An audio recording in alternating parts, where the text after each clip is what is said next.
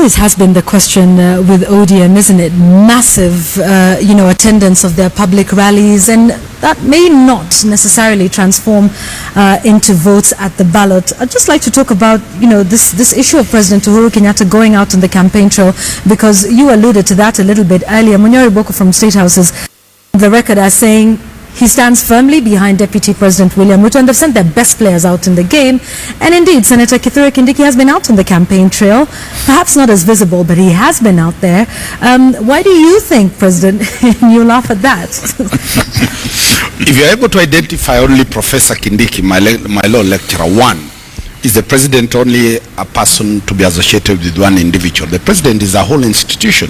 The whole of TNA has completely kept mum and child. Compare the by-election that was in Kajiado. The whole TNA brigade was there, led by the president. When you go to Mathare, it was even, everybody was there, including the president. He was very passionate about it. But all of a sudden, the president seems to be having a lot of outside journeys out of the country. Is it that these journeys were really planned, or they are...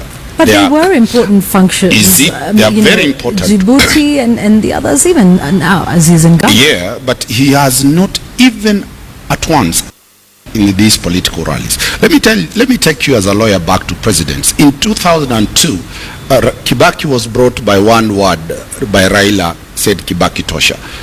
It was assumed that Raila was the running mate. He didn't get the position. In 2017, they were facing each other in the ballot. Mm-hmm. In 2013, William Ruto carried Uhuru Kenyatta with the terrain of numbers of Rift Valley, and the president is courtesy of the Rift Valley voting machinery. He is in president. Is there a possibility that in 2017, William Ruto will be facing Uhuru Kenyatta in the ballot? Or if he will not be facing William Ruto in the ballot, will Uhuru Kenyatta be preparing to have somebody as his running mate? Why do I have this? When you look at the whole of the Kamatusa region, Turkana is not part of William Ruto's territory. The Pokots are in Kanu. The Turkanas are partly in Kanu and ODM. When you look at Narok up to the other day, tilting towards ODM. And now they are coming back to Olen Tutu and his group are camping seriously in Kericho, campaigning for these. So the Maasais are moving out. When you look at the Kipsigis, that is Kericho, that is Buret, that is Bomet, you are seeing a serious revolt. When you see the Tugans who are now sitting in Baringo, as my senior Barak says, the cock is crowing, Kanu is coming up. So you are seeing a very small constituency called the Nandi. But also when you get that two of the MPs of Nandi, that's Alfred Ketel and Oscar Sudi, have now come back to join Baba and Mama party. Are we seeing William Ruto's solid constituency being annihilated? Okay. There is a lot of schism in that constituency. All right. He's painting a very graphic picture of what will be going on there. Barak, you're smiling, so I'm wondering what's on your mind before I go to Adams? The tectonic stones, yes. The tectonic rocks are actually moving in the Rift Valley, and you know the Rift Valley, geographically speaking, is really on a fault line, isn't it? Yeah, interesting analogy you make there, Adams. So, like you said, the teachers are behind Paul Sang, and remember, last year during that strike that paralyzed the education sector, there was talk that Wilson Sossion and the teachers union would be heavily involved in politics in one way or another in 2017. How important is the teachers' support for Paul Sang? He is a teacher himself. Could that sway the numbers one way or another? Well, it could. When you look at the teachers' raw numbers, it's not much, but we know that teachers are opinion shapers on the ground. They are respected on the ground. And Wilson Sossion is their secretary. And therefore, at least in this Senate by-election, and given what the Jubilee has basically done to teachers, in fact, you can say that the Jubilee government has crippled NAT, because the moment they decided that TSC will not be collecting on behalf of NAT the monthly dues, which makes NAT be able to run, they have literally crippled NAT as a union. And you can rest assured that although Wilson Sossion has not been out there campaigning together with Isaac Ruto and Gideon and Paul Sang, you can rest assured that behind the scenes, the teachers are saying that this is our time to tell you that even you have to face us. And I think it's going to have some impact on the ground. I don't know how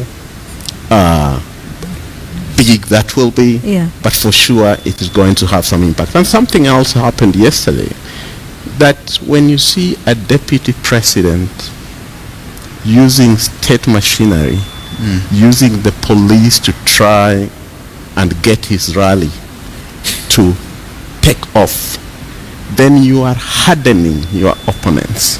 What should have been a friendly fire has now ballooned into a hard-knuckled, bare-knuckled fight between KANU and URP.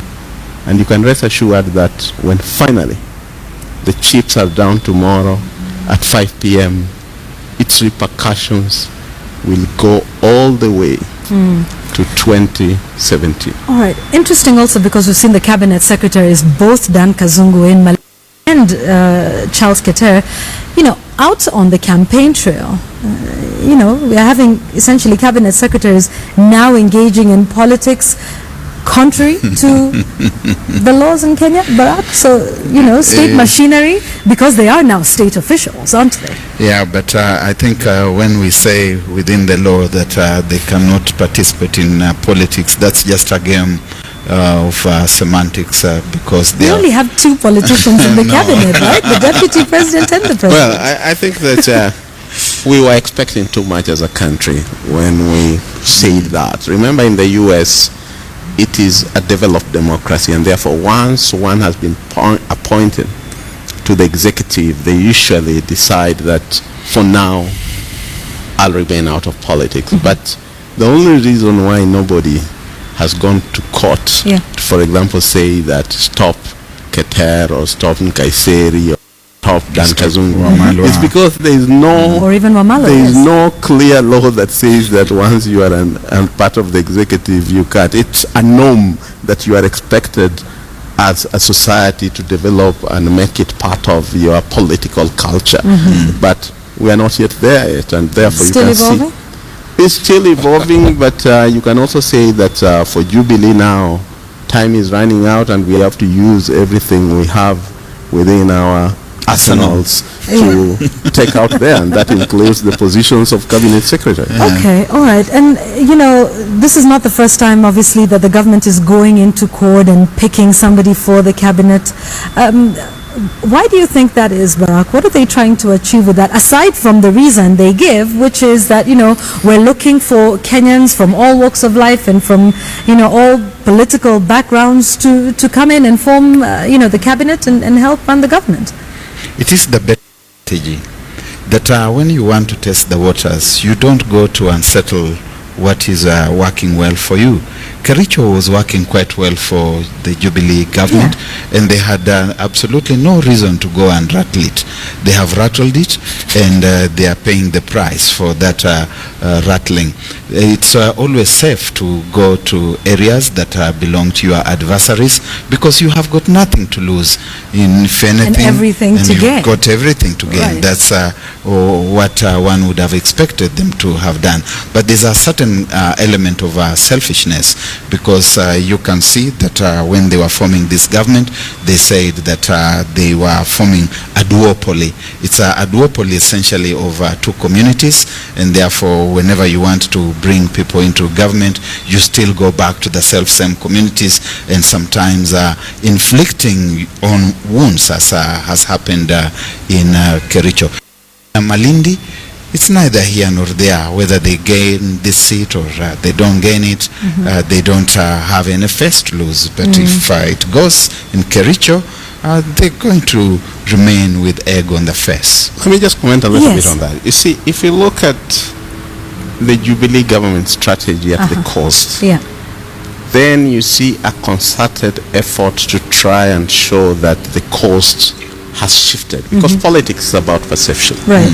And what they started doing was to kind of peel off some of the CORD members to join or to demonstrate that they are working with the Jubilee government. Remember when CORD was threatening to de-whip Gideon Mung'aro? Right. There was always a shout that you remove Gideon Mung'aro and the whole of coast, nobody will take that seat. And CORD called the bluff, or ODM called the bluff, and removed him and put Thomas Madego, and life continued.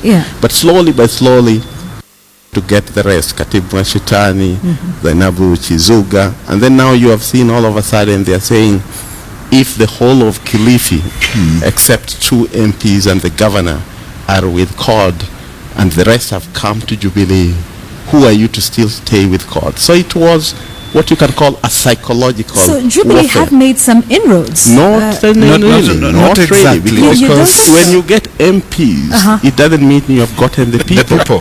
You've just gotten MPs who are interested in their personal interests. And you see, So you don't think the people are thankful? This not necessarily. Look at it this way. The other thing they did, having realized their mistake in Kajiado, where their candidate went to CORD and won, they went for CORD's best candidate, who was Charo.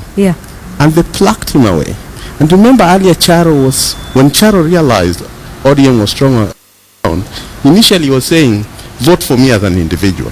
Then I think the question started coming, then why didn't you run as an independent? If you really wanted to be voted as an individual. So he ran back to the government. And what they realized finally is that this political perception that they were working so hard to create, that Coast or Kilifi MPs have moved, wasn't resonating on the ground. And therefore what has basically happened is that both sides have come there. You have seen the Prime Minister was there for 5 days. And this is very critical for CORD, because should they lose Malindi, Jubilee would walk to town and say, look, the tide has changed from 2013. Should they retain it, they are going to have egg on their face that they are the first incumbent coalition or government since 1992 that never made any on the opposition. Stronghold. Take that home. If you go back from 1992, if they lose Malindi, they'll be the first incumbent government that never took advantage of incumbents to eat into the opposition stronghold. Okay, so Danstan, at what point is this about the people of Kericho County and the people of Malindi constituency? It seems like we're cutting a cake and we're sharing it and we're taking a look at what will happen in 2017, and there's all of these big players. And you know, the voters are, by the way, you know, help us do this and go this way, and they're being herded and shepherded in different regions. At what point is this about the voters really? The voters, these elections are on 2 sides. One, the voters of Kericho believe strongly that during the Moi's time, they benefited a lot. During the Baba regime, they benefited a lot. In 2002, they joined ODM through Ruto, and they were promised that they will milk and they will have all the milk coming to Kericho. Within 2 years to their coalition government, they started sulking because the roads that they were told they were going to get the way they used to get when Moi was there, whatever they used to get, they thought they would get that one. And within a very short time, they moved out of. And they've been grumbling for a long time. We've heard Alfred Katera talking from the beginning.